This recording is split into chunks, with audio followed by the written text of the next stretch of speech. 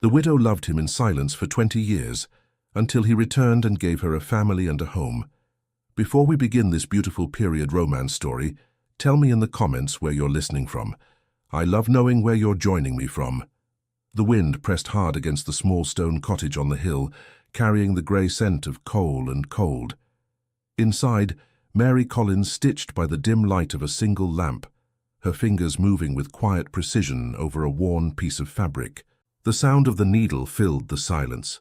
It was the sound of her life, measured, patient, endless. She paused only to glance toward the window, where the world was fading into snow and dusk. Thomas had not come home yet from the forge. He was 17 now, taller than she had expected him to grow, with his father's stubborn jaw and a gentleness that wasn't his father's at all. Mary smiled faintly, folded the fabric and set it aside. Her hands were stiff from years of sewing. Every night ended this way. Work finished, a lamp burning low, and her eyes drifting toward the horizon that hid the road from the old Blackwood estate. No one lived there anymore. The manor stood silent on the opposite ridge. A great house turned into a ghost. She sometimes thought she heard it breathing in the wind. That house had once been her whole world, before war, before silence, before she learned what it meant to wait for someone who would never return. When the latch clicked, she looked up quickly. It was only Thomas, his cheeks flushed with cold. "They kept me late," he said, hanging his coat near the fire. "Mr. Avery's mare threw a shoe again." She nodded.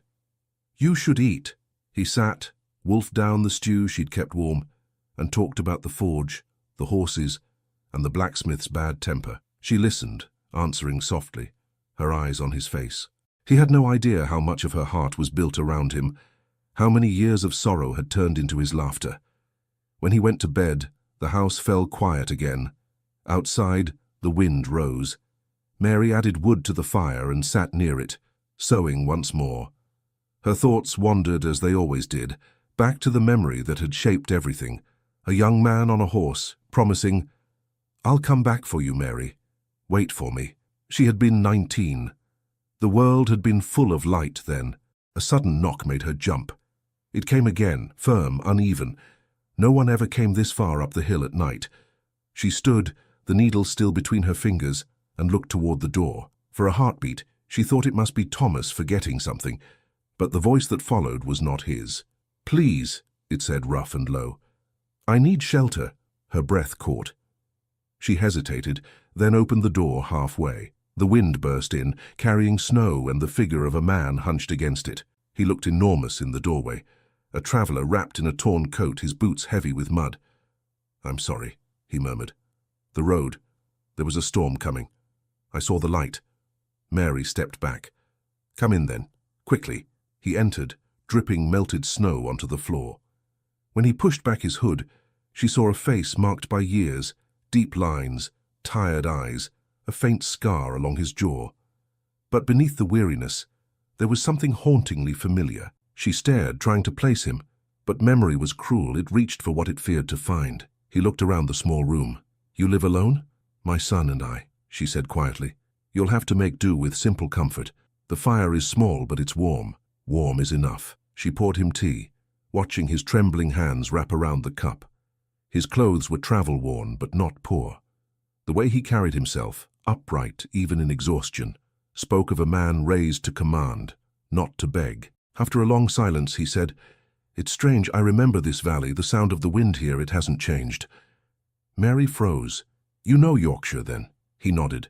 "I grew up here." His eyes lifted to hers. "Do you remember the Blackwood estate?" Her throat tightened. "Everyone does. The house still stands." He smiled faintly, but there was no joy in it. "I used to live there. Long ago." Something in her chest gave way. She set the teapot down before she could drop it. "What did you say your name was?" "I didn't," he replied softly. Then he looked at her fully, the firelight catching his eyes. Grey, storm-worn eyes she had once known better than her own. "Mary," he whispered, as if testing the word. Her knees went weak. "Edward." The cup slipped from her fingers and shattered. He rose instantly. "Forgive me. I didn't mean to frighten you." She shook her head, unable to speak. The years rushed back in a wave. The summer afternoons in the orchard, his laughter, the stolen letter that never came, the long nights praying for news that never arrived. I thought you were dead, she managed at last. I nearly was, he said, many times. He told her little, only that war and exile had swallowed him, that he'd returned now to settle his father's affairs. The rest he left unsaid. His voice carried the sound of regret, too deep for words. Mary moved to the window. The storm was thick outside. Snow swept sideways across the fields. You can stay the night, she said finally. There's a cot by the fire. Thank you. She fetched blankets while he removed his boots. The sight of his hands, scarred, stronger than before, made her chest ache. Time had changed him, but not completely. Somewhere behind the weariness lived the man she had loved. When she returned, he was studying the small room. You've made a good home, he said. It feels safe, she didn't answer. The word safe meant little to her. Nothing in her life had ever truly been that. The clock ticked. The fire crackled. He sat, she stood, and 20 years of silence hung between them. Finally he asked, Did you ever marry, Mary? She hesitated. Yes. He swallowed hard. I see. He died some years ago, she added, her tone calm, almost distant. I'm sorry. For what? For the years that passed, or for not being among them? He flinched. For both. The words left them suspended in a fragile peace. She turned toward the small room where Thomas slept. My son doesn't wake easily. You'll not disturb him. He nodded. You have a son. Yes. Something unreadable crossed his face. He's lucky to have you. She studied him, sensing the unspoken question behind his words. He has his father's name, she said, as if to close the subject. Edward looked away, his jaw tightening. Of course. Mary knelt by the hearth to add more wood. It's strange, she murmured. After so long I imagined I'd forgotten your voice, but I didn't. He watched her hands. I imagined you'd hate me. I tried, she said simply. It didn't last. The storm deepened outside. The wind howled like an old ghost, pushing snow against the windows. She rose, brushing her skirt. You should rest. You look exhausted. I will, he said. But may I ask one thing? She hesitated. What is it? When you looked at me just now, was it anger or kindness? Neither, she said. It was memory. He nodded slowly, as though he understood too well. Then, in a voice barely above a whisper, he added, I shouldn't have come here. You're here now, she replied, and the road's too dangerous to ride in this weather. Stay till morning. After that, the hill will let you go. He smiled faintly. The hill and you, both as unkind as ever. Her lips curved despite herself. Go to sleep, Edward. She left him by the fire and walked down the narrow hallway. The floor creaked under her feet. In Thomas's room, the boy slept deeply, one hand over his chest. She watched him for a long moment, brushing a strand of hair from his forehead. When she turned, she saw Edward's shadow against the flicker of the firelight in the next room. She closed the door gently and leaned her back against it. Her hands trembled. It felt impossible that he was truly there. Flesh and breath, his voice filling the same air she breathed. But in her heart, confusion spread like warmth and pain combined. Hours later, when the storm eased, she found herself unable to sleep. She walked to the main room again. Edward was awake, sitting by the dying fire. You should rest, she said quietly. He looked up. So should you. They both smiled, tired, uncertain smiles that belonged to people who had already lived too much life. I keep wondering, he said, staring into the embers, how many times you waited at that window. I imagined you forgot me after the first winter. Every morning, she said, almost to herself, I told myself you'd come back. And every night I told myself you wouldn't. He looked at her as if the years vanished. If I could undo it, you can't. No, he agreed softly, but I can tell you the truth. The truth is, you left, she said. Nothing changes that. He bowed his head. You're right. And yet, here I am. Silence again. The kind of silence that holds more than words. After a moment, she said, You'll leave at dawn. Yes. Where will you go? To the estate, he said. What's left of it? I have matters to settle. My father's death left things undone. Mary turned away. Then that's where you belong. I don't know where I belong anymore. His voice was soft, almost broken. Something in it made her chest ache again. She gathered her shawl and whispered, "Good night, Edward." He didn't answer, only watched her walk away. When she reached her door, she heard him say quietly, "I never stopped thinking of you." She stopped, but didn't turn. "Go to sleep." The firelight flickered, and the house fell still again. In the half-darkness of her room, she lay awake, listening to the sound of the wind against the windows and the faint rhythm of another person's breathing in the next room. It had been so long since the house had held more than her and her son. She told herself it was only for one night. But when morning came, the storm had left the valley white and silent. Edward was still asleep by the fire, his face turned toward the light, as if the years had finally stopped chasing him. Thomas came running from his room, rubbing his eyes. "Mother, there's someone here." "Yes," she said quickly. "He was caught in the storm. Let him rest." Thomas peered at the stranger curiously. "He looks like someone I've seen before." Mary froze. "Where?" "I don't know," the boy said, shrugging. "Maybe in town, or in one of those old paintings at the manor. The ones no one's allowed to see." Edward stirred, waking slowly. His eyes met the boy's. Thomas grinned. "Morning, sir." Edward smiled faintly. "Morning." Mary busied herself at the stove, trying not to look at either of them. Her heart was hammering too fast. Thomas leaned closer, studying him. "You're not from around here, are you?" Edward shook his head. "Not anymore." The boy tilted his head. "How do you know my mother?" Edward's gaze shifted to Mary. For a long moment neither spoke. Then, very softly, he said, "We knew each other a long time ago." Thomas nodded, satisfied with the mystery. "Mother knows everyone," he said proudly, grabbing a slice of bread. Mary tried to smile. "Eat your breakfast." As Thomas sat at the table, Edward rose slowly, stretching stiff limbs. He moved toward the door, then hesitated. "Mary," she turned. His voice was quiet but certain, carrying all the weight of years lost. "Is he your son?" Mary didn't answer right away. Her hands tightened around the edge of the table, and for a moment, the only sound was the pop of the fire. Thomas glanced between them, confused by the tension that filled the room. Edward's question hung in the air like smoke, impossible to ignore. "Yes," Mary said finally, her voice even. "He's my son." Edward nodded, though his eyes didn't leave hers. "Of course." Thomas looked up. "Why are you asking that?" Edward smiled faintly. "Curiosity. You look like a good young man." The boy shrugged and went back to his breakfast, but Mary could feel Edward's gaze on her. He wanted to ask more, but he didn't. There were too many years between them, too much unsaid. After breakfast, Thomas left for the forge.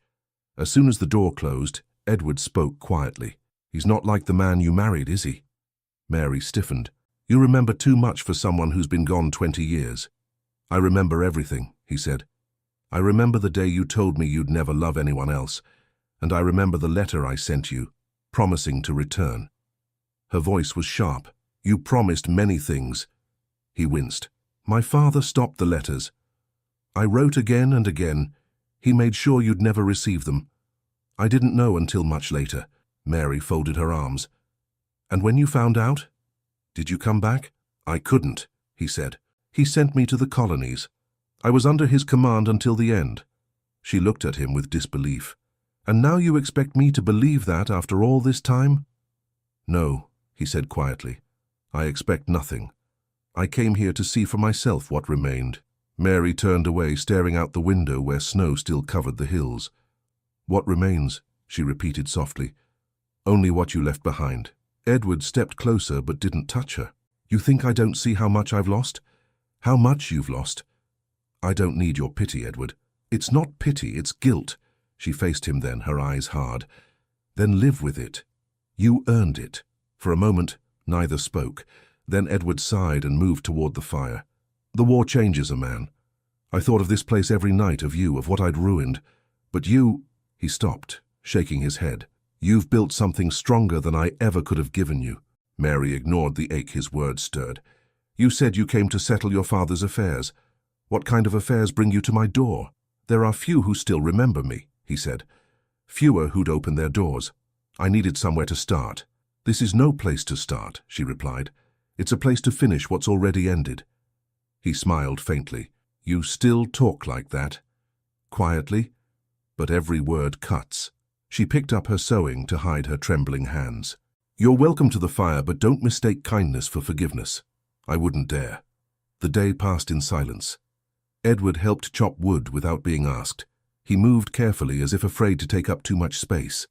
When Thomas returned, the boy watched him with curiosity, asking questions about the war, the cities, the ships. Edward answered with patience, never speaking of violence, only of places and faces long gone. That evening, Thomas leaned toward his mother. "He's kind, isn't he?" Mary nodded. "He's a guest." The boy smiled. "He doesn't act like one." When Thomas went to bed, Edward sat near the fire again. "He's bright," he said softly. "You've done well, Mary." "I did what I had to," she said. "There's no praise in survival." He nodded, staring into the flames. "Do you ever wonder how it might have been?" "No," she said too quickly. "Wondering doesn't change what is." "I used to think the same," he said. "Then I stopped trying to forget." She gave him a sharp look. "Don't speak to me of forgetting. I had to live with every day you were gone, every whisper, every door closed in my face after you left. I didn't know. You should have," she said. "If you had truly meant to come back, nothing could have stopped you." His expression darkened. "You think I didn't try? I think you didn't fight hard enough." He leaned forward, his voice low. "There are things you don't understand. Promises I made, debts I couldn't break. My father—" "Your father is dead," she interrupted. "Let him rest. The damage was done long before his grave was dug." He flinched, but didn't argue. The fire crackled between them, loud and alive. Finally, he said, "I came here because I needed a place that felt real again. The estate is empty. The house echoes with ghosts. But here, there's warmth. There's life." Mary's tone softened, despite herself. "You shouldn't say things like that." "Why?" "Because you'll leave again," she said. "And I can't watch you go twice." He stared at her for a long moment. "Then tell me to leave now." She looked away. "You'll stay until the weather clears." A quiet smile touched his lips. "That's mercy enough." Days passed like that. Short, grey days with little light. Edward helped repair the fence, carried water, fixed the roof where snow had weighed it down. The villagers began to whisper. A stranger at Mary Collins's cottage was a story that spread fast in the small valley. When Mary went to town for supplies, Mrs. Graham, the grocer's wife, stopped her near the counter. "I heard you've got company," she said, her tone sweet but sharp. "A gentleman, no less. Not many widows entertain travelers, Mary." Mary kept her eyes on the coins in her hand. "He was caught in the storm. It's only for a few days." Mrs. Graham leaned closer. "They say he's a Blackwood. Is it true?" Mary froze. "People say many things." "Well," Mrs. Graham said with a knowing smile, "it would be a fine story if the lady from the cottage took in the air of the manor. Finer still if the boy of hers has grey eyes like his." The coins clattered onto the counter. "That's enough," Mary said quietly. "Keep the change." She left without looking back. When she returned home, Edward was outside, mending the gate. "You shouldn't be doing that," she said, her voice still tight with anger. He looked up. "The hinges were rusted. It won't take long." "I mean, you shouldn't be seen doing it. The village talks." "They always did," he said. "Why should that matter now?" "Because I live here," she said. "I have to keep my name clean." He wiped his hands. "And mine is already dirty, so it balances out." She didn't smile. "You don't understand. People like me don't get to survive rumors."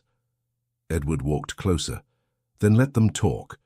What can they take from you that hasn't already been taken?" She looked up at him, her eyes bright with frustration. "I think that's brave, but it's foolish. You'll go back to your estate and your affairs. I'll be left to pick up the ashes." He shook his head. "You think I have an estate left? The Blackwood name means nothing without the land, and the land is claimed by relatives who can't stand me." Mary frowned. "Then why did you come back?" He hesitated. "Because of a promise." "To whom?" He hesitated again, choosing his words carefully.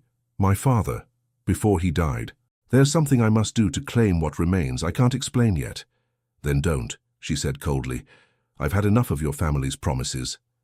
He looked at her with quiet pain. "I deserve that." That night, the house was silent, except for the soft breathing of the fire. Mary sat by the window sewing. though her thoughts were elsewhere. Edward sat opposite her, the table between them like a line neither dared cross. He broke the silence. "Thomas doesn't know who I am." She didn't look up. "He doesn't need to. He deserves to. He deserves peace," she said. "Not questions that can't be answered." Edward's jaw tightened. "You're afraid. I'm careful." He leaned back. "He looks like you when he laughs." Mary put down her work. "Stop it, Edward." "Why?" "Because this isn't right. You're stirring up what's buried. Maybe it shouldn't have been buried." She stood. "You don't get to decide that." He rose too, close enough that she could feel his warmth. "Tell me you never thought of me," he said quietly. Her voice shook. "I stopped thinking of you the day I realized you weren't coming back." "Liar." Her hand trembled. "Leave this house tomorrow." He exhaled, defeated. "If that's what you want, it's what's best." Neither moved for a moment, the space between them filled with all the years that couldn't be reclaimed. Then she turned away and went to her room, closing the door with a quiet finality that felt like breaking glass. When dawn came, Edward didn't leave. The road was still frozen, the snow too deep. He spent the day mending small things around the house without a word.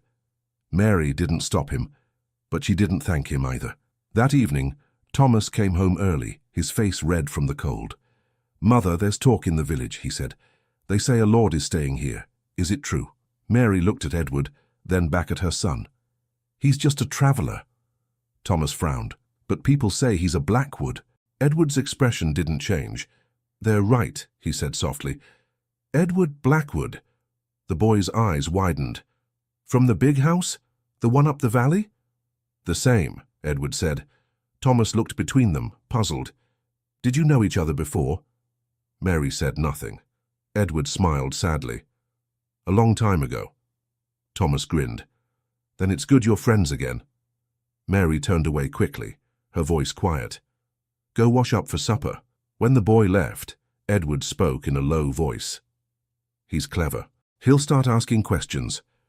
Then you'll be gone before he finds answers," she said. He studied her for a long time, then nodded. "Tomorrow, then?" Mary swallowed. "Yes, tomorrow." But the next morning, the sound of hoofbeats broke the quiet before sunrise. Edward stepped outside and saw two men approaching on horseback, strangers in city coats. One of them handed him an envelope sealed with black wax. He read it slowly, his face pale against the cold. Mary came to the door. "What is it?" He looked up, eyes dark with something unspoken. "It's from my father's lawyer. There's a condition to the inheritance, a promise I made before he died." "What promise?" she asked. Edward's voice dropped to a whisper. "One that could ruin everything, Mary. I have to marry someone else." Mary stared at him as if she hadn't heard right. The cold air moved between them, lifting her hair, carrying the smoke from the chimney. "You have to what?" Edward folded the letter and slid it into his coat. "It was my father's final wish," he said. "He made me swear before he died. I didn't think it would come to this." Her voice came out thin. "Marry someone else." He didn't look at her. "It's complicated." "It always is," she said sharply. "That's what you said before you left for the war. That's what you said the day you rode away and promised to write." "Mary, please." She crossed her arms. Her cheeks flushed from anger more than cold. "No. If you came here looking for sympathy, you won't find it. You should have stayed in that grand house of yours and left the poor woman in the valley alone. I didn't know this would happen." "You never do." Thomas opened the door just then, rubbing his eyes. "Mother, what's going on?" "Nothing," she said quickly. "Go back inside." Edward forced a smile at the boy. "It's just a letter from town. Bad news about an old friend." Thomas nodded, half asleep, and went back in. When the door closed, Edward turned to her again. "I didn't come here to hurt you. I came to make things right." "Right," she repeated. "You think anything can make this right? You disappear for 20 years and now you stand here talking about duty and promises you made to another woman." He took a step closer, his voice low. "It isn't like that. I owe her family. You owe everyone but yourself," she said. "And you owe me more than anyone." The silence stretched between them. Then Edward said almost to himself, "If I refuse, the estate goes to my cousins. Everything my father built will be gone." Mary laughed without joy. "And what does that matter to me?" It matters because the estate employs half the valley, he said. If they take it, they'll sell the land, evict the tenants. You know what that means for these people. She shook her head slowly. You think you can save them by ruining yourself again? By chaining yourself to someone you don't love? Maybe this is what I deserve. Mary looked at him for a long moment, then turned toward the door. You always talk about what you deserve, never about what you want. He caught her arm gently. And what if what I want isn't possible? Then you'll learn to live with it, she said, pulling free. Like I did. She went inside, leaving him alone in the snow. Later that morning she found him by the fire, the letter spread open on the table. His face was hard, unreadable. What does it say? She asked quietly. He hesitated before answering. It's the same name I heard years ago, Margaret Whitby. Her father and mine made the arrangement before the war. I was supposed to marry her then. I refused. It cost me my inheritance. Mary's eyes narrowed. And now you'll give in. If I don't, the Blackwood name ends with me. Maybe it should, she said. He looked up sharply. You don't mean that. I do, she said. Your name brought nothing but pain. To you, to me, to everyone caught between your family's pride and their silence. He said nothing. The fire crackled. That afternoon, the villagers began to appear one by one under one excuse or another. A jar returned, a question about sewing, curious eyes, curious tongues. The valley always smelled gossip before the truth. Mrs. Graham arrived last, pretending kindness. I thought I'd check if you needed more flour, dear, she said sweetly. Her eyes drifted toward the tall man near the window. Oh, I see you have company. How wonderful. A gentleman, too. Mary straightened her back. Mr. Blackwood was leaving tomorrow. Blackwood? Mrs. Graham's brows shot up. As in the manor. The same, Edward said dryly. Well, the woman said, smiling with her lips and not her eyes, the valley hasn't seen a Blackwood in years.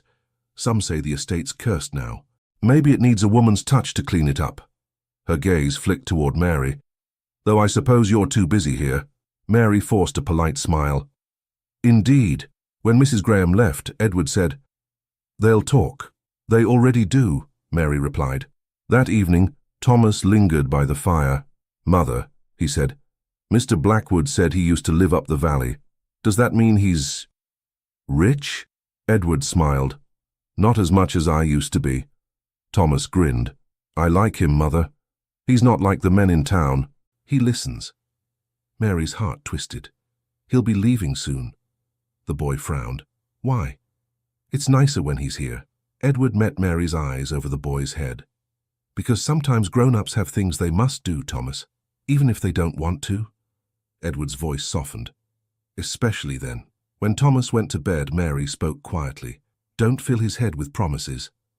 I wouldn't, Edward said. He's a good boy. He deserves honesty. He deserves peace, she said again. And he won't have it if you stay. Edward rose from his chair. I'll leave in the morning, you have my word. She nodded but didn't look at him. At dawn, Mary watched from the window as he saddled his horse. She didn't go outside, didn't say goodbye. Thomas stood beside her, frowning. He didn't even eat breakfast. He has business, she said. When the sound of hooves faded, Thomas turned to her. You look sad. She touched his hair. It's nothing, love. Go to your work. After he left, she sat down, the silence pressing heavy around her. She told herself it was better this way. She had survived before. She would again. But the next afternoon, the sound of horses came again. 2 this time. She stepped to the door and froze. Edward was back, dismounting beside a man in a dark coat. I thought you'd gone, she said. I had to return something, he replied, handing her an envelope. It's your name. She frowned. My name. It's in this letter, he said. My father wrote it before he died. He meant for you to have it, but it was never sent. She hesitated, staring at the seal. Why would your father write to me? Because he knew what he'd done, Edward said. He stopped our letters, paid your husband to take you away from the valley. The world seemed to tilt. That's a lie. I wish it were, he said softly. He confessed on his deathbed. I found the letters in his study. Every word I wrote he kept. Mary's hands shook as she broke the seal. The handwriting was unmistakable. Lord Blackwood's heavy, elegant script. The words cut through her like ice. She read of her own life, arranged by the will of men she barely knew. Payments, instructions, a warning to keep her away from his son, for the good of the family. She couldn't speak. Edward watched her face pale. "I had to tell you," he said. "You deserved the truth." Her voice trembled. "And what am I supposed to do with it? Bury it beside him?" He took a step forward. "No, let it free you." "Free me?" she repeated bitterly. "You think one letter can give back 20 years? "No," he said, "but it might give us a chance to start again." She looked at him, tears bright in her eyes. "A chance? You stand here bound to another woman, carrying your father's ghosts, and you dare to speak of chances?" Edward's voice broke. "Because I can't stop loving you, Mary." She turned away, pressing her hand to her mouth to keep from crying. "You should have stopped a long time ago." He stepped closer, his tone rough. "If I could trade every acre of that land, every coin, just to undo what was done—" "But you can't," she said. "None of us can." They stood there, the fire between them, neither able to look away. Then Thomas's voice came from the hall. "Mother, is everything all right?" Mary quickly wiped her face. "Yes, darling. Go back to bed." When the boy disappeared again, she whispered, "You need to go, Edward. Please." He shook his head. "Not yet, there's something else. The lawyer will come tomorrow to read the will. I need to know what's truly mine and what isn't." "Then go to your grand house and do it," she said. "Leave us in peace." "I can't," he said quietly, "because whatever happens there will decide what happens to you." She frowned. "To me?" He hesitated, the truth heavy on his tongue. "My father left a condition about you in his will. If I claim the inheritance, I must fulfill his last command." "What command?" she demanded. He looked at her, pain in every word. "That I marry Margaret Whitby before the year is out, or everything, including your cottage, will belong to them." Mary felt the room spin. "My home?" "Yes," he said. "He wrote it himself. This land was once part of the estate. If the cousins take it, they'll drive you away." Her face went white. "You're telling me that my life, my son's life, depends on whether you marry another woman?" Edward's voice was barely a whisper. "Yes." She stared at him, her heart breaking all over again. "Then there's nothing more to say." He tried to speak, but no words came. She turned away, her voice steady, though her hands trembled. "Get out, Edward, before I forget what little forgiveness I have left." He stood for a moment, helpless, then moved toward the door. Outside, the snow began to fall again, covering his tracks almost as soon as he made them. Inside, Mary sank into the chair by the fire, staring at the flames until they blurred. She had no tears left, only the sound of the wind outside, whispering the same cruel truth it always had. But even through the storm, she could still hear his voice echoing in her mind. "I have to marry someone else." The next morning, the village was already stirring when Mary walked down the road to town. People turned to look. Whispers followed her like shadows. She kept her eyes forward, hands tight around the basket she carried, pretending not to hear. At the post office, Mrs. Graham was waiting as if she'd been standing there all morning. "Oh, Mary," she said with her syrupy smile. "You've heard, haven't you? The whole valley is talking about it." Mary set her basket down. "About what?" "About Lord Blackwood's son, the prodigal heir, back from the dead. And they say he's to marry Miss Margaret Whitby before Christmas. Quite the fine match." Mary didn't blink. "Then I wish him joy." Mrs. Graham leaned in, voice dropping. "Funny, though, that he's been seen up the hill with you. A man about to be married shouldn't visit widows alone, don't you think?" Mary's jaw tightened. "Do you need anything else, Mrs. Graham?" "Oh, no, dear, just thought you should know how tongues wag. Best to be careful." Mary picked up her basket and walked out without another word. The cold air outside felt sharper, cleaner. She walked quickly, head high, but by the time she reached home her hands were shaking. Through the window she saw Edward by the hearth with Thomas, showing him how to repair a loose hinge. They looked almost like father and son. The sight twisted something inside her. When she opened the door, both turned. "You're back early," Edward said. "I had enough of town," she said. "It's full of people who think they know more than they do." Thomas grinned. "Mr. Blackwood says he used to build things like this when he was my age." Edward smiled faintly. "Not quite like this. I had servants to fix things back then, but a man should learn to use his hands. Mary removed her coat. You shouldn't be filling his head with stories. Thomas looked puzzled. Why not? Because he needs to learn how the world really works, she said. Not how it used to be for people with money. Edward's expression darkened. You think that's all I ever was, isn't it? He stood, his tone quiet. I lost everything that mattered long before the money went. Mary glanced at Thomas. Go wash up, love. Supper soon. When the boy disappeared, she turned back to Edward. You shouldn't be here when he's home. It's not right. I came to speak to you, he said. The lawyer arrives tonight. I'll go to the estate with him in the morning. Then speak quickly. He hesitated. I need you to understand. This marriage, this promise, it isn't love. It's debt. My father tied it to the land, to the tenants. If I refuse, they lose everything. The valley will be ruined. You can't save everyone, she said. You never could. Maybe not. But I won't see them suffer for my choices. And what of me, Edward? Of Thomas? Do we matter in this fine plan of yours? He flinched. You matter more than any of them. Then why do you still intend to marry her? Because I have no other way. She shook her head, stepping back. You always find a reason to call weakness duty. Before he could answer, hoofbeats sounded outside. Edward looked toward the window. That will be the lawyer. Moments later, the door opened without knocking. A short man in a long grey coat stepped in, brushing off the snow. Mr. Blackwood, he said briskly. I trust you've read the will. Edward nodded. I have. The man adjusted his spectacles. Then you know what must be done. The papers are prepared. We'll need your signature by morning. Mary spoke before Edward could. You'll have to do that elsewhere. This isn't your office. The lawyer blinked at her. Mrs. Collins, I presume. The cottage is on Blackwood land, technically part of the estate. Her back stiffened. Not anymore, it's my home. Edward stepped between them. That's enough, Mr. Price. We'll discuss this at the house. The lawyer sniffed. As you wish. But the terms are clear, sir. Miss Whitby expects your visit before the week ends. He gave a small bow to Mary and left. When the door closed, Mary let out a breath she hadn't realized she was holding. He spoke of my home as if it were a ledger entry. Edward's voice was low. That's how my father saw everything. And now you'll marry into that world again, she said. A woman like her, Margaret Whitby. What would she want with a man who spent 20 years trying to forget his title? She doesn't want me, he said. She wants the name, the same as my father did. Then give it to her, Mary said bitterly, and be done with it. He moved closer, his voice rough. You don't mean that. I do, because if you stay here, you'll destroy what little peace I've managed to build. He looked at her for a long moment, then nodded slowly. If that's what you wish. That night, Thomas slept soundly, but Mary couldn't. She sat by the fire while Edward packed his things.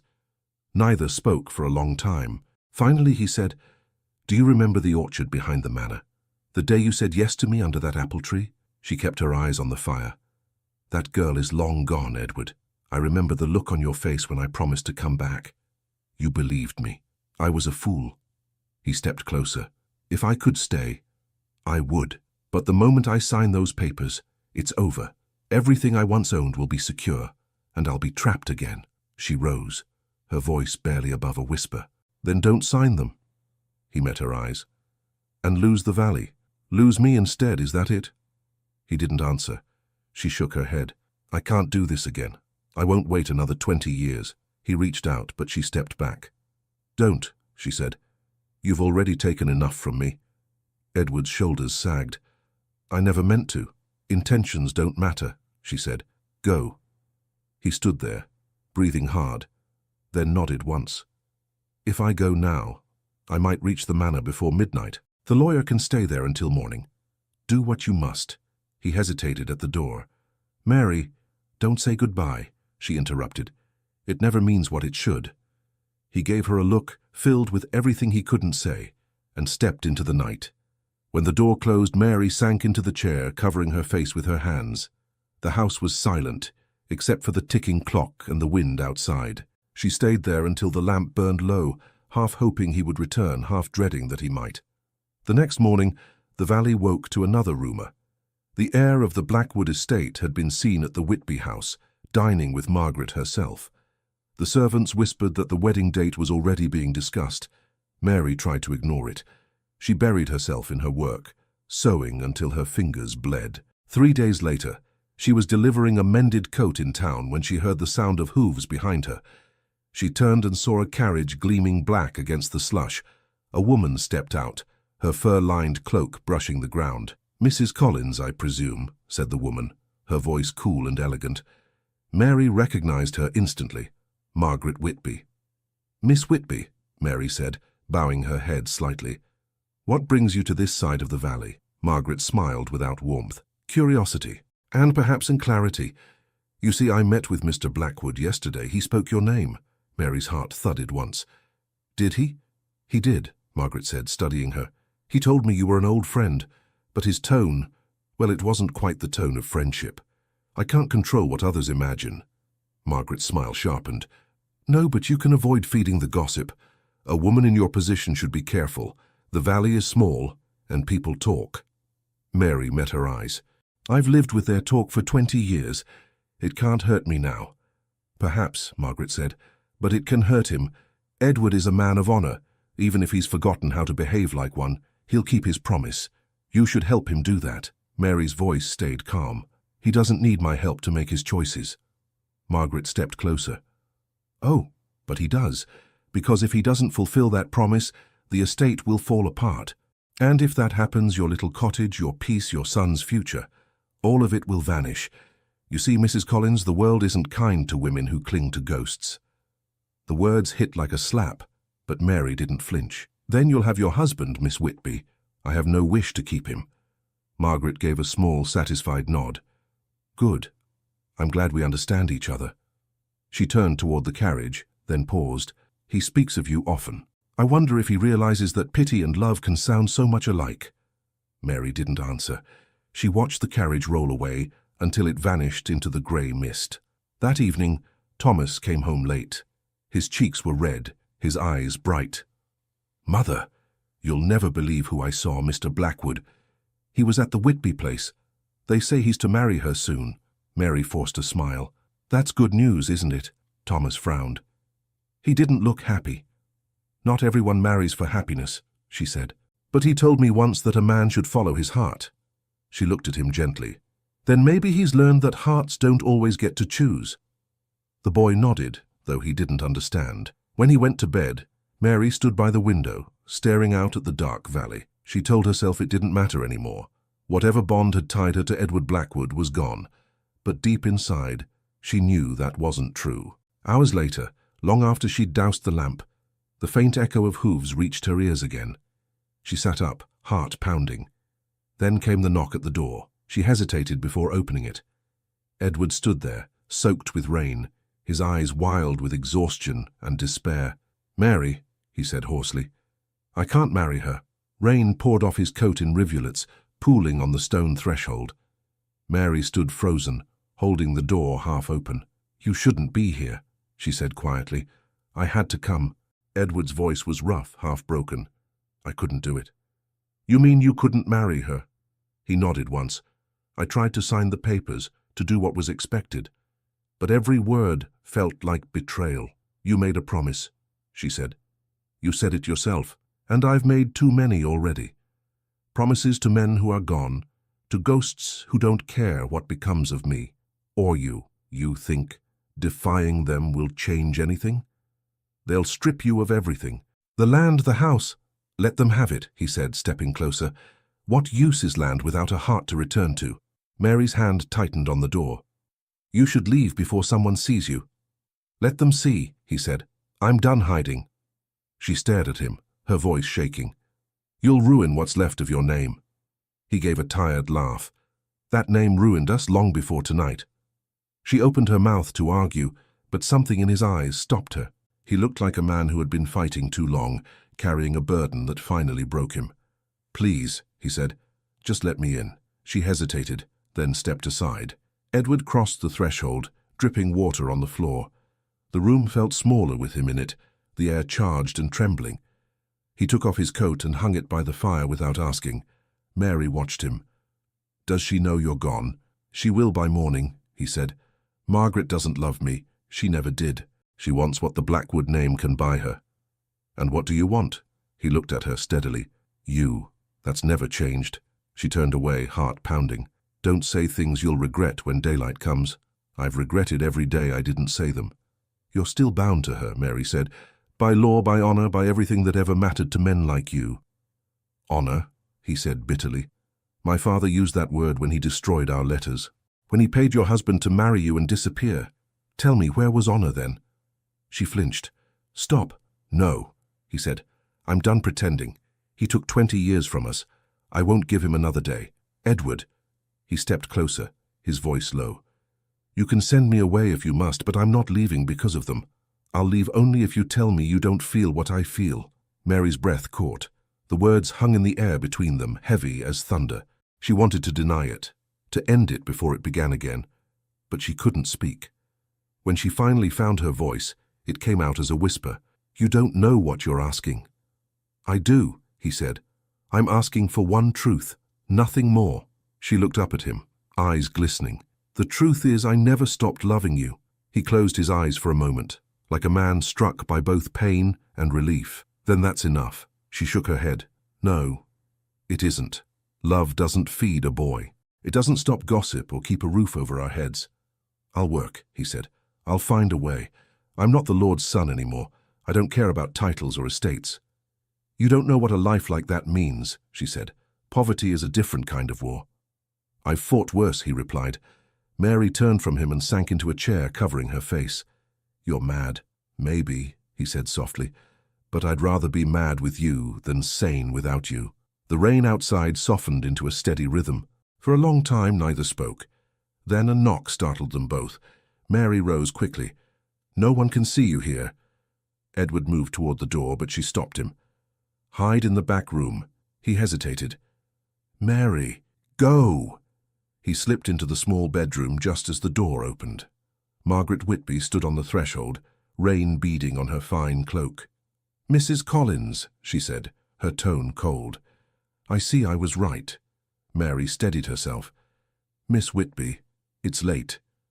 I followed him, Margaret said flatly. He left the estate like a thief in the night. I wondered where he'd go. I can't imagine why you'd come to me, Mary said. Margaret's gaze swept the room. Because this is where he hides. It always was, wasn't it? Even when you were just the gardener's daughter. Mary's hands clenched. You're mistaken. Am I? Margaret stepped closer, eyes gleaming. He told me he wouldn't marry me. He said his heart was elsewhere. I thought he meant freedom. But no, he meant you.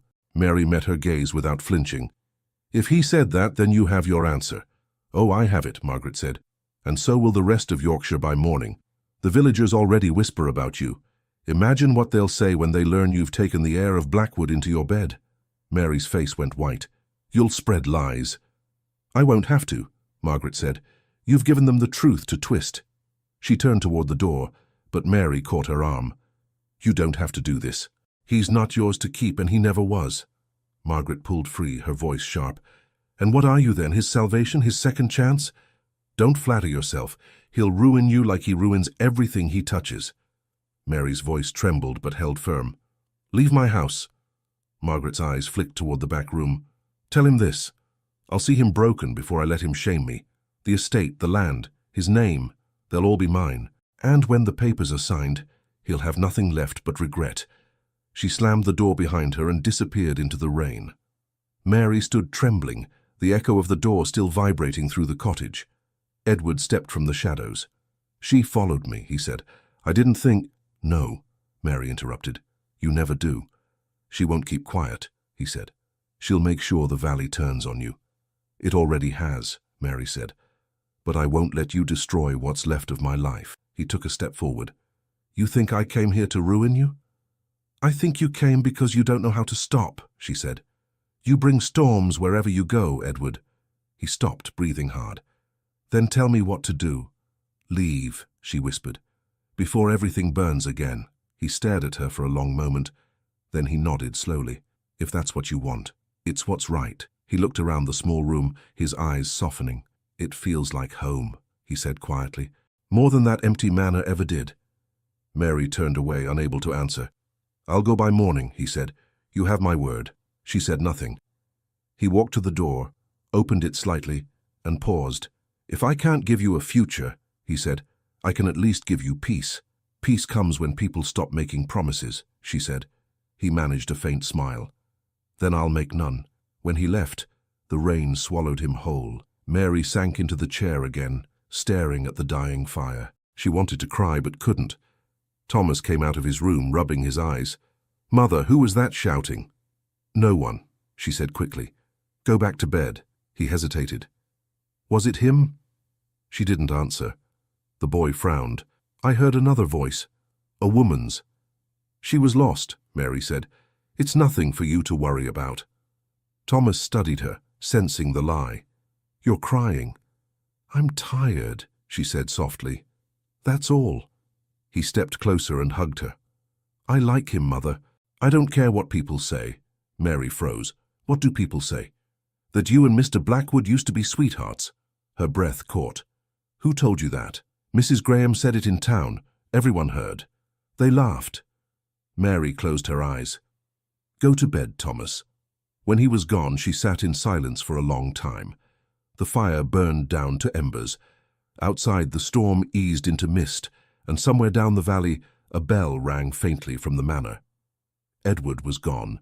Margaret would make sure the world knew, and by morning the life Mary had built, the quiet, fragile peace, would begin to crack apart. She rose and went to the window, staring out at the dark hills. For the first time in 20 years, she didn't know whether she was waiting for dawn or dreading it. Then, in the distance, a faint flicker of torchlight appeared on the road leading up the hill. It was heading straight for her cottage. The torchlight wavered closer, a single glow moving through the fog. Mary stood at the window, her breath fogging the glass. For a moment, she thought it was Edward returning again, reckless enough to defy everything. But as the figure came into view, she saw the tall, thin shape of the postman. He carried a bundle beneath his arm. She opened the door before he could knock.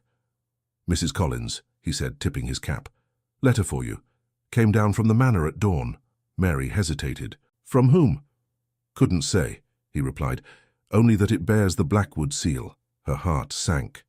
She thanked him and closed the door. The wax was unbroken, stamped with the crest she knew too well. She stared at it for a long time before sliding her thumb beneath the seal. The handwriting was Edward's. "Mary, I have left the manor. I will not marry Margaret Whitby. The cost is everything my family built, but I will not build more lies. I'm leaving Yorkshire for a while. There's something I must find, and when I do, I'll return. Until then, keep this letter. It holds proof that your land is yours, not theirs. I meant what I said last night. I will never ask forgiveness, but I will spend whatever life remains to deserve it. E. Blackwood." She read it twice, then pressed the page to her chest. The world felt too still. By noon, word had spread through the valley.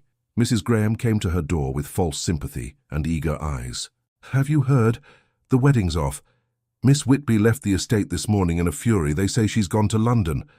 Mary kept her expression calm. "Then I wish her a safe journey." "Oh, Mary," Mrs. Graham whispered, leaning close. "You must be careful.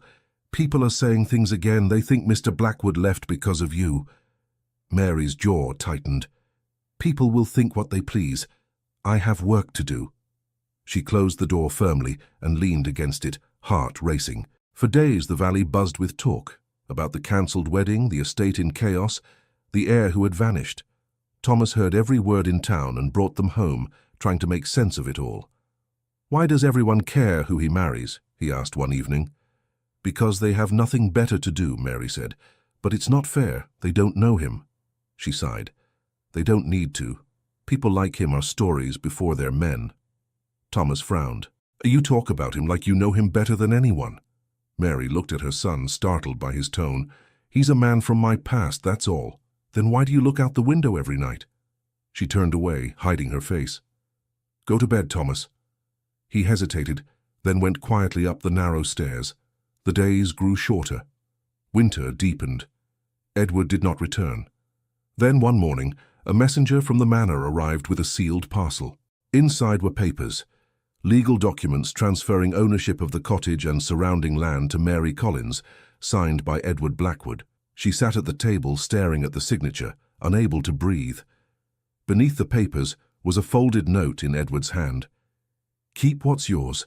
Whatever happens, don't let them take it again." Her fingers trembled as she traced the ink. That afternoon, Thomas came running up the path, shouting her name. "Mother, there's someone at the smithy asking for you." Mary wiped her hands on her apron. "Who is it?" "I don't know. A stranger. He said it's important." She followed him down the hill, her heart pounding. The smithy was warm, filled with the clang of metal. A tall man stood by the forge, his coat dusty from travel. "Mrs. Collins," he said, removing his hat. "My name's Fenton. I served under Captain Edward Blackwood." Her breath caught. "You knew him?" "Yes, ma'am. He left something with me before he departed for the coast. Said it should reach you if he didn't return by spring." Mary's stomach turned. "Didn't return?" Fenton nodded. "He planned to sail north, to Scotland, maybe further. He said he was looking for something his father left behind. I begged him to wait for better weather, but he wouldn't. Said he owed a woman his word." Mary took the small leather pouch the man offered. "Did he say anything else?" "Only this." Fenton hesitated. He said, "Tell her I'm not lost this time, just late." Her throat closed around the words. "Thank you." When he left, she opened the pouch. Inside were 2 letters and a small locket she hadn't seen in 20 years. She recognized it instantly. It had once been hers, a gift from Edward the summer before he left for the war.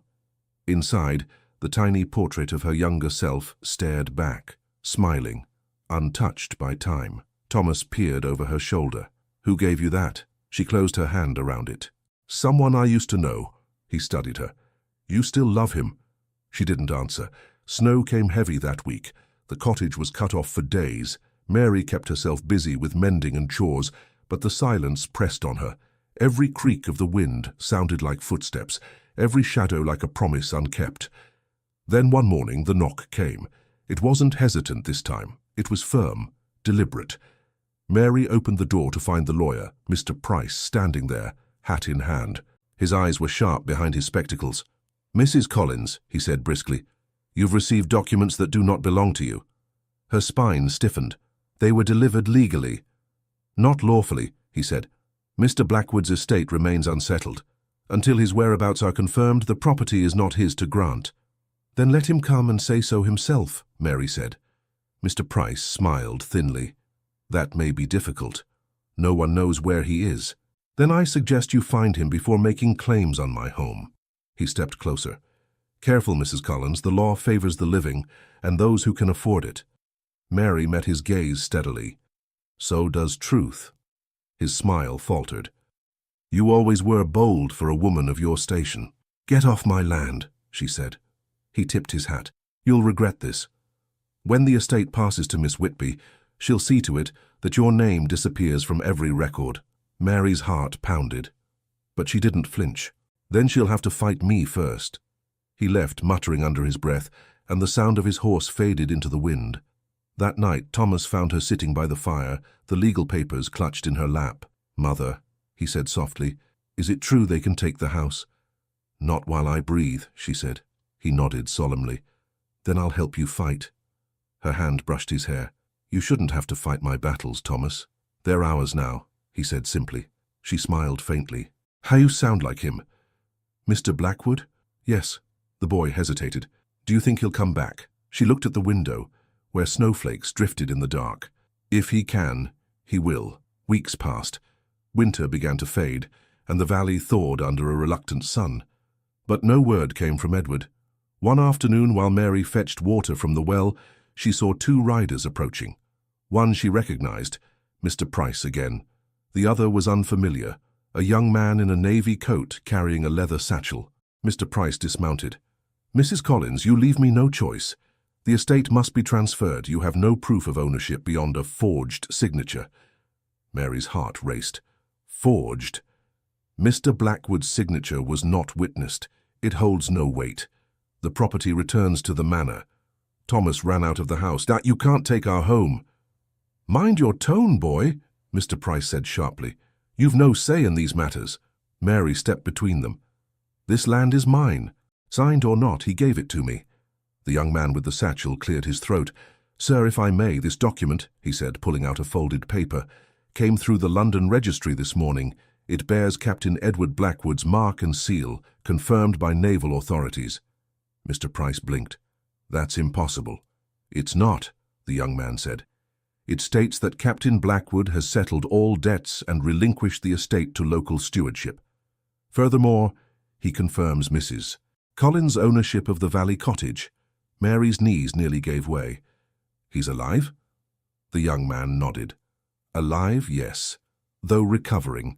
His ship ran aground near the northern coast. He's expected to return within the week. Mr. Price turned pale. You have no proof he wrote that himself. The young man held up the seal. I saw him sign it. For once, Mr. Price had no reply.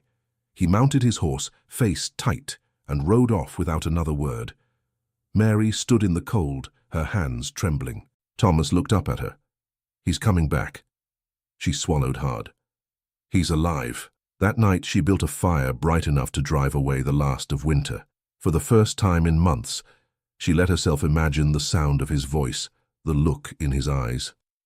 But before dawn another messenger arrived, pounding on the door with urgency.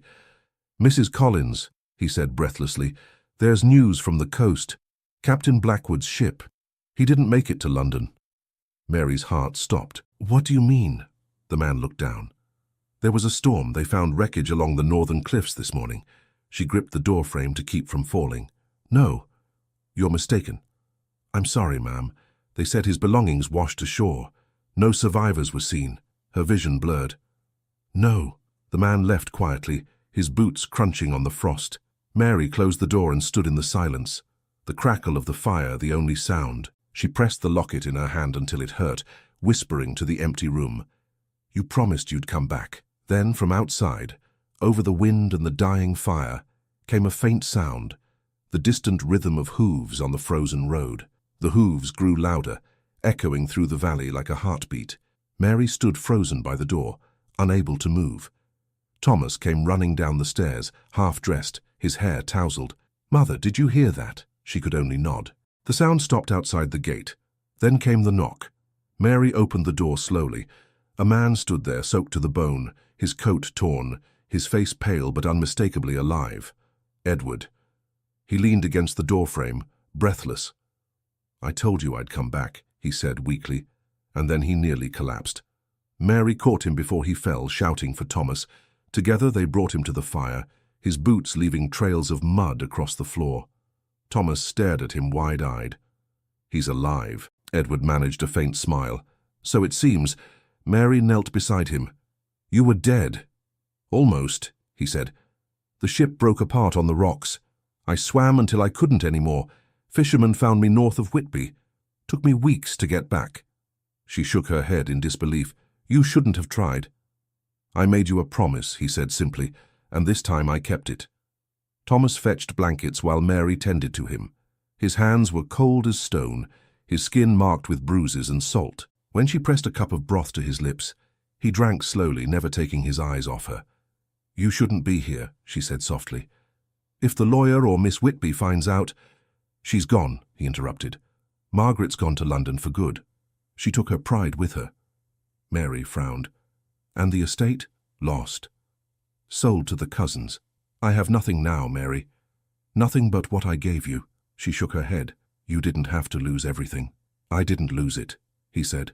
I left it. Thomas looked between them. You mean you're staying? Edward turned to the boy, smiling weakly. If your mother will let me. Thomas grinned. You can stay as long as you like. Thomas, Mary said warningly, but Edward's laughter cut her off. It was quiet, rough, but real. I see he's not afraid to speak his mind, Edward said. He gets that from me, Mary said. He looked at her, his eyes soft. I know. For a while they said nothing. The wind outside began to die, and the firelight warmed the room. Edward leaned back in the chair, exhausted. I found something, he murmured. Before the wreck. What? She asked. He reached into his coat pocket and pulled out a small envelope, damp but intact. This was in my father's desk, hidden under the false bottom. It's addressed to you. Mary hesitated before taking it. To me. He nodded. Read it. She opened it carefully. The ink was faded but legible. The words made her breath hitch. Mary Collins, If you receive this, my son has learned the truth. What I did to you was unforgivable. I feared the scandal of your love more than I valued his happiness. In punishing him, I destroyed you both. Take whatever comfort you can in knowing that I regret it to my dying breath. I leave to you, through my son, the deed to the cottage and the land it stands on. It is yours, as it always should have been. Forgive an old man who mistook pride for honor." Lord Henry Blackwood Mary stared at the letter, her hands trembling. He meant to give it to me all along." Edward nodded. "He just couldn't face it." She pressed the paper to her chest. "All this time, I found it days before I left," Edward said. "I wanted you to have it, to see that your life wasn't built on his cruelty." Tears welled in her eyes. "You nearly died for this." He smiled faintly. "I'd have died anyway if I hadn't tried." Thomas leaned forward. "So now it's truly ours?" Mary looked at him and nodded.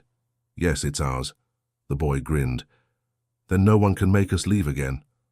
"No one," Edward said quietly. He tried to stand but swayed, catching himself on the table. Mary rushed to his side. "You need rest." "I need to see the valley," he said stubbornly. "It's been too long." "Tomorrow," she said. "You won't make it 10 steps tonight." He smiled, conceding. "Always giving orders. And you never listen." They stared at each other, the years between them folding away. Then she turned, flustered. "Thomas, prepare the spare cot." "I can sleep by the fire," Edward said. "It's warm enough." "You'll do no such thing," Mary said. "You'll take the bed." He raised an eyebrow. "And where will you sleep?" "Where I always do," she replied, crossing her arms. He chuckled, but said no more. That night, after Thomas had gone to bed, Mary checked on Edward. He was asleep, his breathing steady, the letter from his father resting on the table beside him. She watched him for a moment, then reached out and brushed a lock of damp hair from his forehead. He stirred, but didn't wake. She whispered, "You foolish man." The next morning, sunlight broke through the clouds for the first time in weeks. Edward was already awake, sitting by the window with a blanket around his shoulders. "It's beautiful," he said. "I forgot how the light looks here." "You shouldn't be up," she scolded gently. "I feel stronger." He wasn't lying. Color had returned to his cheeks. "Thomas has gone to the forge," she said. "He told everyone you survived. The whole valley will know by noon." Edward winced. "Then I should face them. They won't be kind." "They never were," he said. They spent the day in quiet work. Mary mended clothes while Edward repaired a broken fence outside. Every so often she caught herself glancing out the window just to see him there, solid, real, alive. By afternoon, she heard voices on the road. Mrs. Graham and 2 other villagers were approaching, their eyes full of curiosity. "Well," Mrs. Graham said loudly, "I see the dead walk again." Edward turned to her calmly. "Mrs. Graham, still spreading news faster than the wind, I see." She flushed. "People have a right to know what's true." "And what is that?" he asked. "That you've returned here to a woman who isn't your wife." Mary stepped forward before he could answer. "He's here because he has nowhere else to go, and because this house belongs to him as much as to me." Mrs. Graham snorted. "We'll see if the new owners of the manor agree." "They won't matter soon," Edward said. "The deed to this land is in her name, witnessed and sealed by the Crown." The woman blinked. "That can't be." "It can," Mary said sharply. "Now, if you'll excuse us, I have work to finish." Mrs. Graham left with a sour expression, muttering under her breath. When they were gone, Edward leaned against the fence, laughing softly. "You've learned how to fight them." "I learned from the best," she said. That evening they ate together at the table. Thomas talked endlessly about the forge, about the horses, about how proud the blacksmith was to have him. Edward listened with genuine interest, asking questions, smiling often. When Thomas finally went to bed, Mary began clearing the dishes. Edward stood to help her. "You don't have to," she said. "I want to." They worked in silence for a moment. Then he said, "When I was adrift, I thought of this kitchen, the sound of the kettle, the way you'd hum when you thought no one could hear."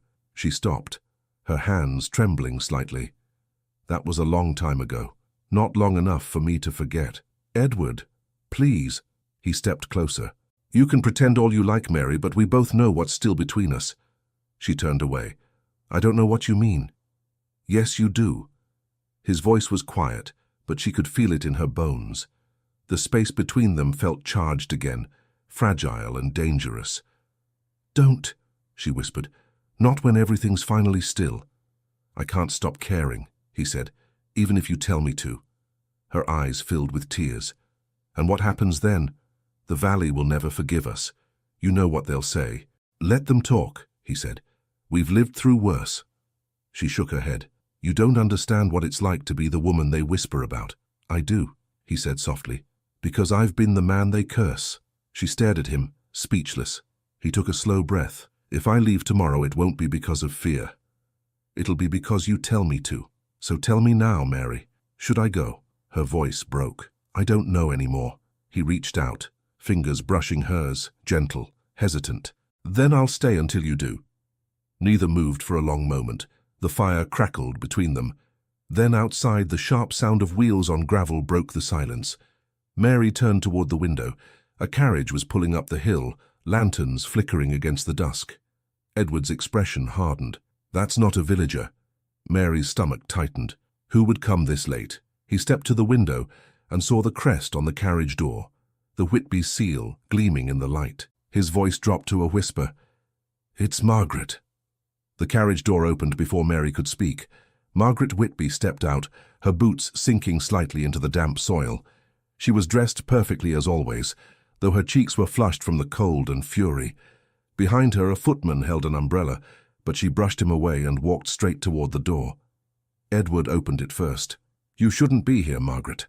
"Nor should you," she replied sharply, stepping past him into the cottage. "Yet here you are, alive, disgracefully alive, and living like a vagabond with your old flame." Mary folded her arms. "This is my home, Miss Whitby. You're not welcome." Margaret turned, her eyes sweeping the small room. "So this is what you left me for? A cottage with smoke-stained walls and patched curtains." She gave a short laugh. "How noble of you, Edward. A hero of pity." Edward's jaw tightened. "Watch your tongue." "Oh, I will," she said, voice icy, "because it seems no one else will. You've shamed my family, humiliated me in front of half of Yorkshire, and you think you can hide here as if your choices mean nothing." Mary spoke quietly but firmly. "He owes you nothing, Miss Whitby." Margaret's eyes snapped to her. "Nothing? He owes me a marriage, a name, and the fortune my father secured for his failing estate. He owes me the life he promised before he decided to crawl back to you." Edward took a step forward. "You forget yourself." "I forget nothing," Margaret said. "I've spent weeks repairing what you destroyed. My father's reputation, my own. Do you know what people say now? That I drove you away with my pride, that I was too cold for the gallant Captain Blackwood." Mary's tone was calm but cutting. "If you came for sympathy, you came to the wrong house." Margaret smiled thinly. "I came for justice." Edward frowned. "What do you mean?" She pulled a folded document from her cloak and threw it onto the table. "A contract, Edward, signed and sealed. Your father's last agreement, witnessed by Mr. Price. You think your rebellion erases that? You're still bound to me by law." Mary glanced at the paper. "He told you he wouldn't marry you." "And yet he signed this," Margaret said, tapping the page. "His word, his seal. If he breaks it, I'll see him ruined in court." Edward stared at the document for a moment, then tore it cleanly in two. The sound echoed through the room. "Consider it broken," he said. Margaret's eyes flared with outrage. "You'll regret that." "I already have," he said. "For 20 years. She stepped closer, her voice trembling with fury. "You think this is love? Living in a cottage with your precious Mary, pretending you're free. The world will laugh at you both." "Let them laugh," he said. "We're done living for their approval." Margaret looked between them, her expression changing from anger to something colder. "Then you leave me no choice." Mary frowned. "What are you planning?" Margaret's smile was cruel. "The truth always finds its way out. Do you really think your neighbors will protect you once they know what you've hidden?" Edward's tone darkened. "Enough." "Oh no," she said. "Not enough. I've spent too long being quiet. They think Thomas is your son, Edward. Perhaps I'll confirm it for them." Mary's blood ran cold. "You don't know what you're saying." Margaret stepped closer to her. "Don't I? The boy has your eyes, your smile, and your timing fits far too neatly. What will the valley say when they learn you birthed a Blackwood bastard and raised him in secret?" "Stop it," Edward said through clenched teeth. Margaret ignored him. Oh, I can see it now. The captain's whore who waited 20 years for scraps of his affection.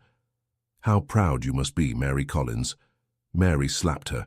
The sound cracked through the air like lightning. Margaret froze, one hand on her cheek, eyes wide with shock.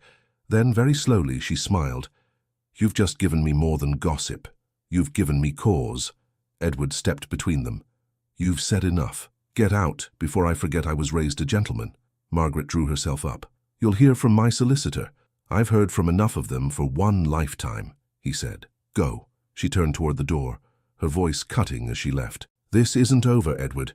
You'll regret choosing her over me. The carriage wheels splashed through the mud and faded into the distance. Mary stood still, her hand shaking. She'll destroy us. Edward faced her. No, I'll speak to Price myself. Whatever she threatens, she can't prove it.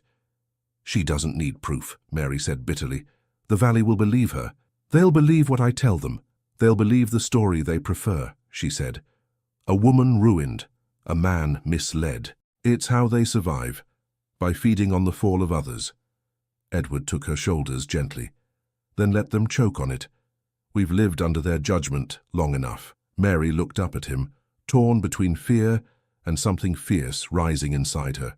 You don't understand what it's like for me, Edward. They'll call me everything but a woman of honor. Thomas will hear it. He'll carry it for the rest of his life. I'll protect him. You can't protect him from words. He hesitated, then said quietly, I can give him my name. She stared at him. What are you saying? Marry me, Mary. Today, if you'll have me. Let the Valley talk all they want, but let them see us stand together. Her voice caught. You think a wedding will silence them? No, he said, but it will tell them we're not afraid. She stepped back, shaking her head. You can't fix a lifetime of pain with one promise. I'm not trying to fix it. I'm trying to start again. She turned away, trembling. You don't know what you're asking. I know exactly what I'm asking. He reached for her hand, but she pulled away. No, Edward, not now, not like this. I won't be the reason you lose what little you have left. He looked at her, hurt in his eyes. I already lost everything that mattered the day I left you. Before she could answer, Thomas's voice came from the stairs. Mother. They both turned. The boy stood there, sleepy but alert, his face pale. What happened? I heard shouting. Mary forced a smile. It's nothing, darling. Go back to bed. Thomas frowned. That lady, was she the one he was supposed to marry? Edward nodded slowly. She was. And she hates you. She doesn't matter anymore, Edward said. Go on now. But Thomas didn't move. His gaze shifted between them, sharp and uncertain. She said things. About me. Mary stiffened. You heard her. He nodded. She said I'm your secret. That I'm his son. Silence. Edward took a step forward. Thomas. The boy's voice broke. Is it true? Mary opened her mouth but couldn't speak. Tell me, Thomas said. I want the truth. Edward's expression softened. Your mother raised you with courage and kindness. That's the truth. That's not what I asked. Mary finally found her voice. Thomas, please. He shook his head. All this time you told me my father was a good man who died far away. You never even said his name. Was it him? Mary's eyes filled with tears. It doesn't matter. It matters to me, he said quietly. Edward took a deep breath. It's true. Thomas stared at him, stunned. You're my father? Yes. The boy's face turned red, his voice trembling. And you left us? You left her alone all these years? Edward swallowed hard. I didn't know. Don't lie, Thomas shouted. You knew enough to come back and ruin everything again. Thomas, Mary said sharply, that's enough. He turned on her. You should have told me. I was trying to protect you. From what? From knowing who I am? Edward tried to speak, but Thomas's anger spilled faster than words. You think I wanted some fairy tale? I wanted the truth, just once. Mary stepped forward, tears streaming. I did what I thought was right. Thomas looked at them both, his voice shaking. You both did what was right for yourselves. He ran to the door, ignoring their calls, and disappeared into the night. Mary reached for the latch, but Edward stopped her. He needs time. He's a boy, she said, panicked. He doesn't know these roads. I'll find him. He grabbed his coat and stepped out into the darkness. The wind howled down the valley, carrying the echo of hoofbeats from the road below. The same road where years ago another man had ridden away and never come back. Mary stood at the doorway, watching Edward vanish into the storm, her voice breaking into the wind. Don't lose him too. Edward ran into the night, calling Thomas's name into the wind. The storm had returned, sheets of rain cutting across the path, blurring the lantern light in his hand. His voice echoed off the valley walls, swallowed by thunder. "Thomas!" Nothing. Only the sound of water rushing through the ditches. He moved toward the hill, toward the line of trees where the boy might have gone to hide from anger and shame. His boots sank into the mud. At last, a small figure appeared near the stone wall at the edge of the pasture. Thomas stood there, drenched, hugging himself against the cold. When Edward reached him, the boy turned away. "Leave me alone. Not until you come home," Edward said, breathless. "You're not my home," Thomas snapped. "You never were." Edward stood still for a moment. "You're right. I wasn't there when I should have been. But I'm here now. That doesn't change anything." "It could," Edward said quietly. "If you'd let it." Thomas's voice shook. "I grew up thinking I was nothing, that my father didn't care. Do you know what that feels like?" "Yes," Edward said, "because my father made me feel the same way." Thomas blinked, surprised. "I thought he was proud of me," Edward went on.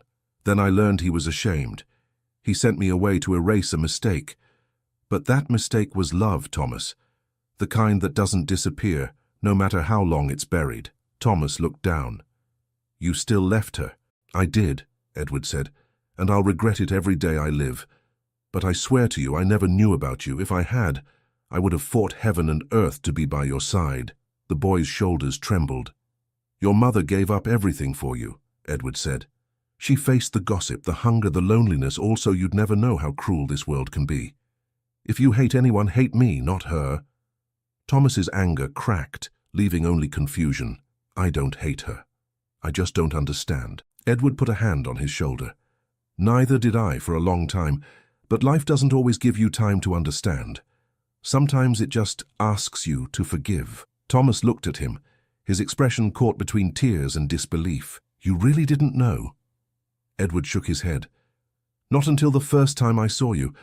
I looked at your face and knew something I'd lost had found me again." The boy hesitated, then whispered, "Mother said I have your stubbornness." "She's right," Edward said, smiling faintly. "It's the worst and best thing you could inherit." Thunder rolled over the valley. Edward looked toward the cottage light, dim and flickering through the mist. "Let's go home, son." Thomas hesitated only a moment before nodding. When they reached the door, Mary was waiting, her face pale with worry. She rushed forward, pulling Thomas into her arms. "Don't you ever run off like that again," she whispered, voice breaking. "I'm sorry," he said, clutching her. Edward stood quietly behind them, rain dripping from his coat. Mary met his eyes over Thomas's shoulder, the relief and exhaustion in both of them wordless. "Come inside," she said softly. "Both of you." They sat by the fire while Mary made tea. The silence was fragile but calm. Thomas leaned against her arm, his eyes half closed. Edward watched the flames, speaking quietly. "She'll come again," he said. "Margaret won't let it rest." Mary nodded. "I know. She'll try to drag you through the courts to make the gossip truth." "I've lived through worse than gossip," Mary said. "If she wants a fight, she'll have one." Edward looked at her, a flicker of admiration in his tired smile. "You've become stronger than I ever was." "I had to," she said. "For him." Thomas lifted his head. "What will happen now?" "Now?" Mary said. "We go on. We keep the house. We work. We live." Edward nodded. "Together, if you'll let me." Mary studied him, her eyes unreadable. "And if she wins?" "She won't," he said firmly. "I gave up everything she could use against us. There's nothing left for her to take." The fire crackled. The storm outside began to fade, leaving only the steady drip of water from the eaves. "Tomorrow," Mary said, "we'll go to town. I'll speak to the magistrate myself." "You shouldn't have to face them alone," Edward said. She looked at him, a faint smile on her lips. "Then don't let me." He nodded once, the unspoken promise between them stronger than any oath. The next morning the valley was washed clean by rain. When they arrived in town, people turned to stare, whispering as the three of them walked together down the main street, Mary Collins, her son, and the man the village had buried in rumour and pride. Inside the magistrate's office, Mary laid the letter from Lord Blackwood on the desk. "This is the original deed," she said. "His seal, his hand, his confession. It proves my ownership." The magistrate, an older man with weary eyes, studied the paper for a long moment.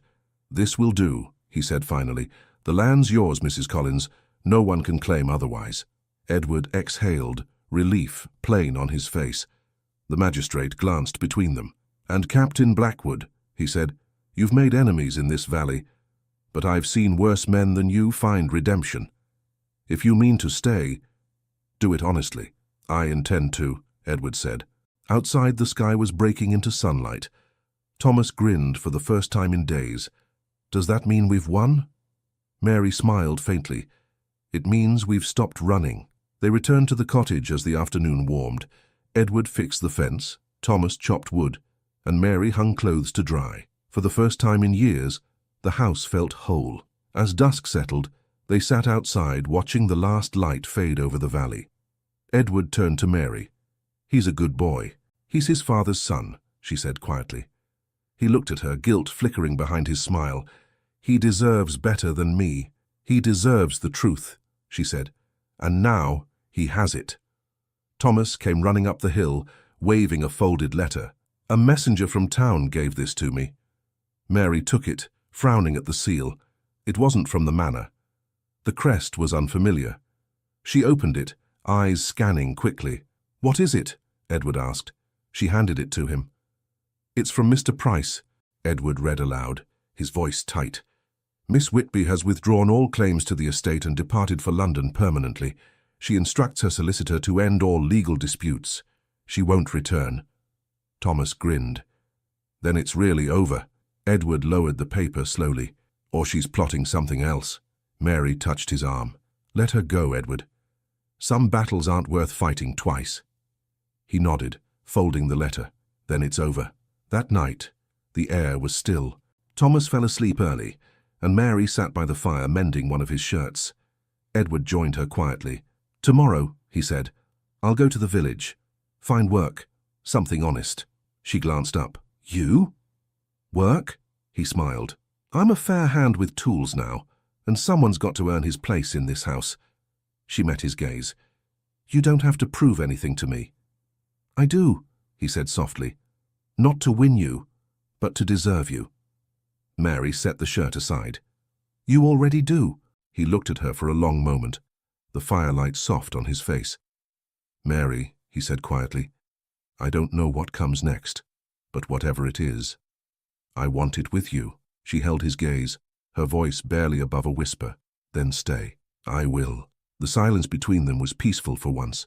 No ghosts, no fear, only the sound of the fire and the quiet rhythm of their breathing. Outside, the night deepened.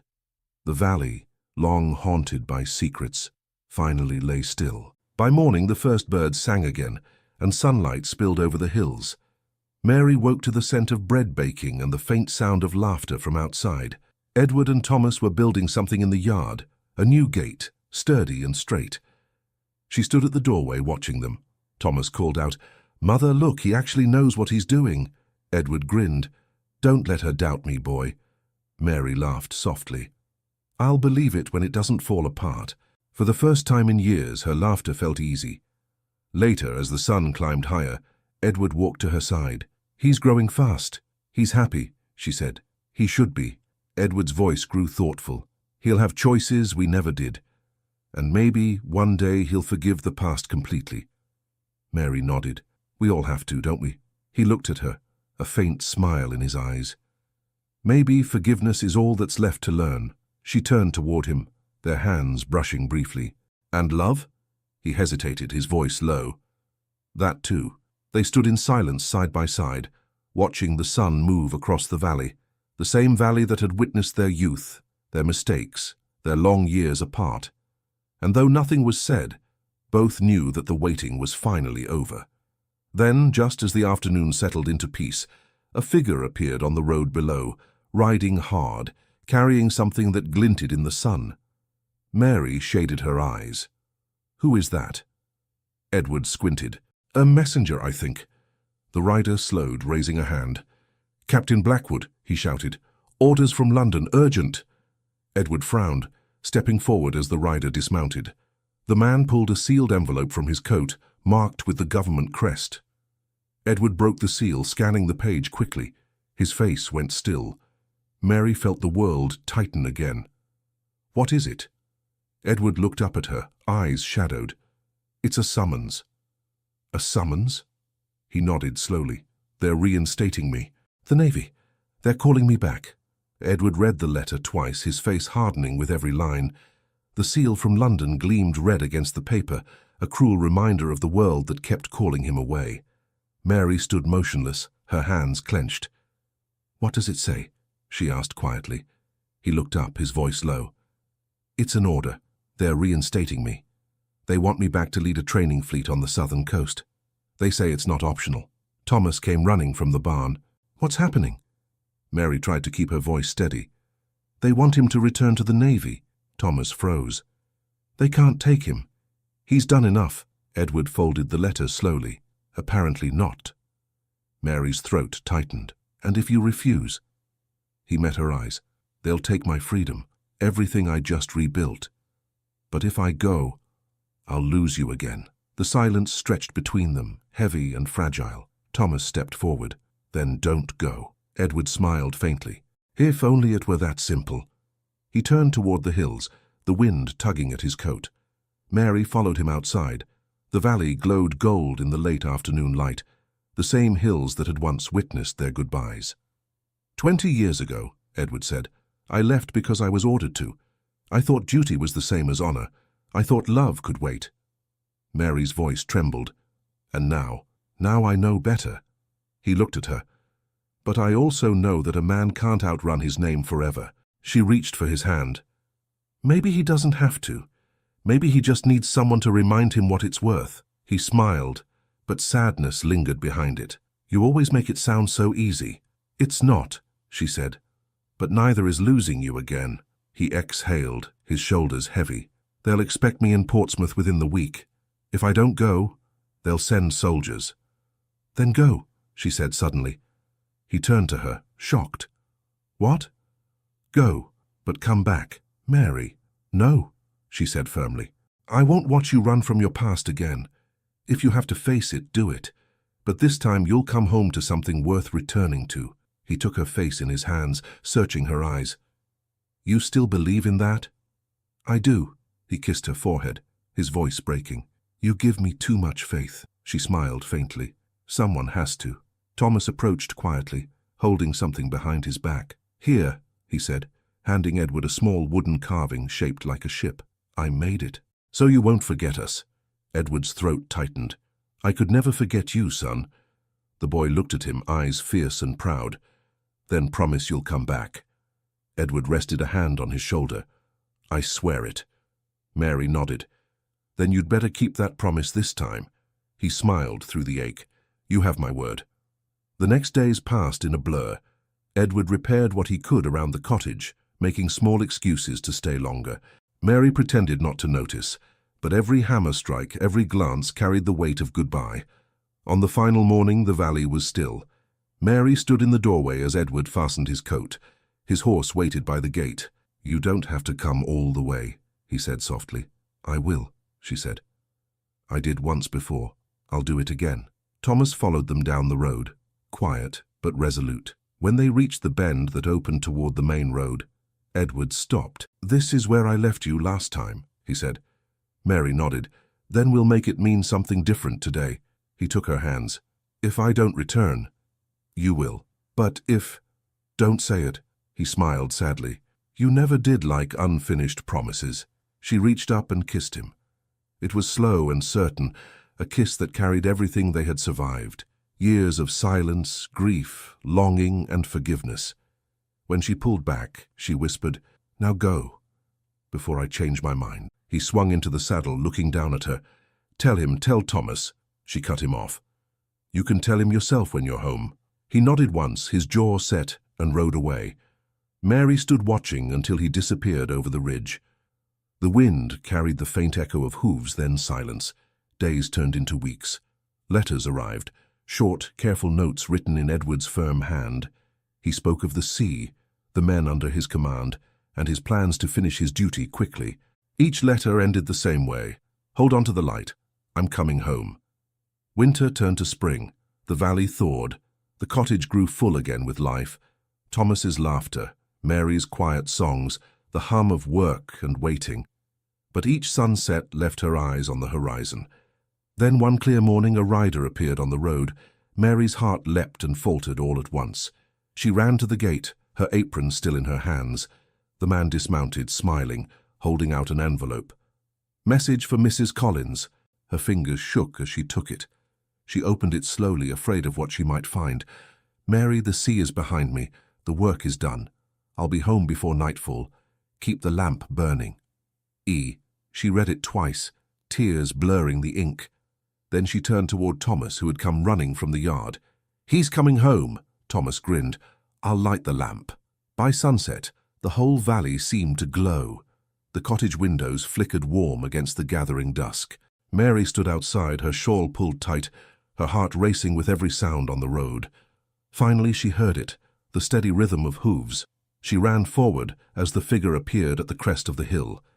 Edward dismounted before she could reach him, his face sun-browned, his eyes tired but bright. He dropped his bag and she threw herself into his arms. You kept your promise, she whispered against his chest. I told you I would, he said, holding her tightly. Thomas ran up, breathless. You're really back? Edward pulled him into the embrace. For good this time. The boy grinned. You said that before. Edward laughed. Then hold me to it. They went inside, the fire burning high, the smell of fresh bread filling the air. The house felt whole again. Mary served supper, but none of them ate much. They kept talking instead, Edward telling stories of the sea, Thomas interrupting with questions, Mary just listening, her hand resting on Edward's arm, as if to make sure he wouldn't vanish again. When the fire burned low, Thomas finally yawned. Can I stay up? Mary smiled. Not tonight. He hugged Edward and went upstairs. The room fell quiet. The crackle of the fire was the only sound. Edward reached across the table, taking Mary's hand. You saved me, he said softly. How you saved yourself, she replied. He shook his head. No, I was lost until I found you again. She smiled, her eyes glistening. Then let's never be lost again. He stood, pulling her gently to her feet. Mary Collins, he said, voice low. Will you finally marry me? She laughed softly. After all this time. After all this time, he said. No more waiting. No more what-ifs. Just us. Her answer was barely a whisper. Yes. He kissed her, and for the first time it wasn't a promise of what might be. It was what was and always would be. The next morning, the valley woke to the sound of bells. Not church bells, but the bright laughter of people gathered outside the small chapel near the village. Mary wore a simple blue dress. Edward stood beside her in a dark coat that had once been his father's, his eyes fixed on her and nothing else. Thomas stood proudly beside them, holding a single wildflower bouquet. When the magistrate asked if Edward took her hand, he answered without hesitation, With all my heart. And do you, Mary Collins, take this man? I already have, she said, and the laughter that followed filled the little church. When it was done, Edward leaned close and whispered, Now the world can talk all it wants. She smiled. Let it. They'll only tell the story we've already lived. That night, the three of them returned to the cottage. The valley was quiet, the air warm and still. Edward built a fire while Thomas sat nearby, half asleep, smiling without knowing why. Mary lit a single lamp and set it on the windowsill. For the days we spent waiting, she said. Edward slipped an arm around her waist. And for the nights, we'll never spend apart again. She leaned into him, the light flickering across their faces. You finally brought the world home with you. No, he said softly. I left it behind. This is home. Outside, the wind carried the faint sound of the river below, steady and calm. Inside, laughter and warmth filled every corner. Mary looked at him, her voice tender. It took 20 years, Edward. He smiled. Then let the next 20 be ours. And as the lamp burned through the night, the valley that had once kept their secrets now held their peace, the light of a love that had waited half a lifetime to begin. Thank you so much for listening to this story all the way to the end. We hope it moved you as much as it moved us while telling it. We'd love to hear your thoughts.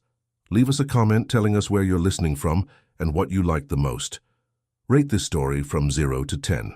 What score would you give it? If you enjoyed this story, don't forget to subscribe to the channel and leave a like as a show of support.